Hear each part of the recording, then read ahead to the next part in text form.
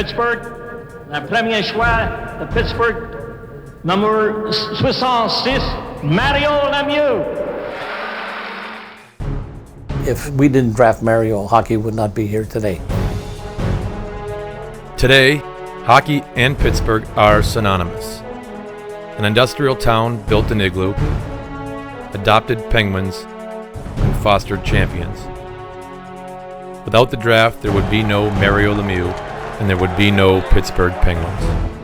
I think it's just a credit to Mario, and what he did as a player was exceptional, and then how he stepped up to save the organization afterwards. It just goes to show you the passion that he has for this city. Having a player like him come into our city, it's just been phenomenal, because we were floundering around a little bit. Our attendance was around 6,000, 7,000, 8,000. We had a good core of fans, but we needed an impact player. June was a much bigger month for the Penguins and their fans than, say, December. And there was no bigger June than June of 1984, because that was the day that they were going to get a player in the draft who might make them a good hockey club in the future. Drafting the future of a franchise brings hope and expectations. It also brings a bevy of trade offers. I had some great offers. Minnesota, Lou Nanny gave me all his draft choices. Quebec offered me the Stastnys and a couple of other players. But I told Mr. DeBarlo, when a player like this comes along, you don't make that move. You keep him. And evidently it was the right one. The Penguins have made plenty of right moves on draft day. One of the first true stars they selected was Michel Briere, a talented forward who will live in the hearts of Pittsburghers forever. He was a big pick. Unfortunately, we lost him in the car accident. He was a terrific player, and he would have been an impact player here. He immediately could play at a very high level. He was going to be a real big star in the league. He was one of the top prospects in all of hockey. And to lose a player like that, it really, set back this franchise quite a bit for a couple of years. Eddie Johnston got management and ownership to come to grips with the fact that the only way you were going to be successful was by building through the draft. And build through the draft they did. Pierre LaRouche, first round pick, scored 50 goals. We got one in the 11th round, Davey Hannon. He went on to win, I think, 2 or 3 Stanley Cups. Troy Loney was a terrific player. He played against the top lines, did a terrific job. If you look back on his work ethic, there was nobody better. In 1983, I was at the table, and Pete Weversky was a writer for the Pittsburgh Press. He goes, "This is the guy the Penguins are going to draft. He's like 5'10", 175 pounds." Of course, we're going, "Oh, not another small guy." And his name was Bob Airy. They had me pegged right as a Pittsburgh Penguin right in the middle of the summer. And the night before, we're in Montreal at the hotel, and Eddie Johnston came up with a jersey, and it had number 10 on it and had my name on the back. He said, "You're going to be a Pittsburgh Penguin." So we get to the draft, I'm sitting at the table, and sure enough, the Penguins select Bob Airy, and he comes down to the table, and there he was. It was the first time I ever met Bob, and he stood around for a while, and he was there for some subsequent picks. And he had his own comments about players who were picked afterwards, too. Quite honestly, I was hoping that they did not pick left wingers. In the back of your mind, I think any player would lie if they told you that they didn't think of those kind of things. I was hoping defensemen were going to be drafted and goaltenders, no wingers whatsoever. After that draft day, it doesn't matter really where you're drafted.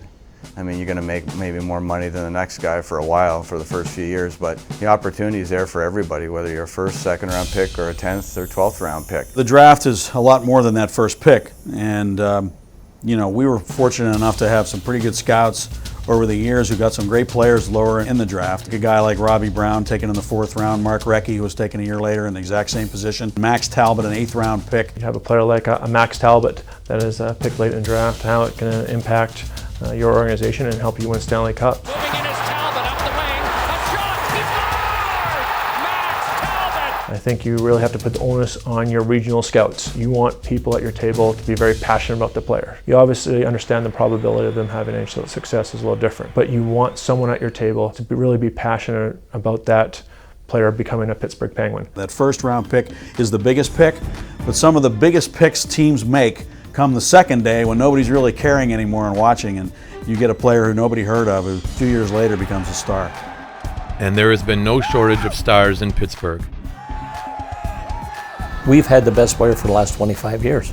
We've had Mario, then we got Yager, and now we've picked up Mr. Crosby and Mr. Malkin. A lot of times there may not be a player of that ilk when you're picking that high, but the Penguins have been lucky to have been able to pick Mario in '84. To pick Jaromir Jagr in 1990 was a little bit more than luck. It was smart. You know, Genny Malkin taken second overall. There were people even arguing that Malkin might become a better player than Alexander Ovechkin. And look what a great player he's turned out to be. And then to get Sidney Crosby in the lottery. We've been able to pick some of the greatest players in the history of hockey in the draft. And we've been very fortunate to be sitting in those positions to be able to pick those players when those players were available. Not all teams are that fortunate. Something about the hockey gods in Pittsburgh. And sometimes I think it's Michel Briere shining down on us and allowing us to continue to pick these great players year after year. The hockey god in Pittsburgh is Mario Lemieux. It was a draft that brought him here, and now, 28 years later, it's only fitting that the arena he helped build, Pittsburgh's symbol of hockey stability, is the host for the 2012 NHL Draft. It's a great reward for the Penguins organization and for Mario and for Penguins ownership, but it's also a reward for the great fans who, for many years, all they could hang their hat on was the NHL draft, hoping to get that next great player that could bring a great team to Pittsburgh. The impact of Mario Lemieux on the organization in the city of Pittsburgh, and I think that was evident last year when 4 Pittsburgh natives were taken in the first 2 rounds. It just goes to show you the success of not only pro hockey here in the area, but also amateur hockey, and it's great that we can now bring it here and have our fans here enjoy an event like this in the National Hockey League. It's just building Pittsburgh as a stronger hockey city, and it's great to see the sport continue to grow here. That growth can be traced back to one man and one draft pick. Le premier choix de Pittsburgh. Numéro 66, Mario Lemieux.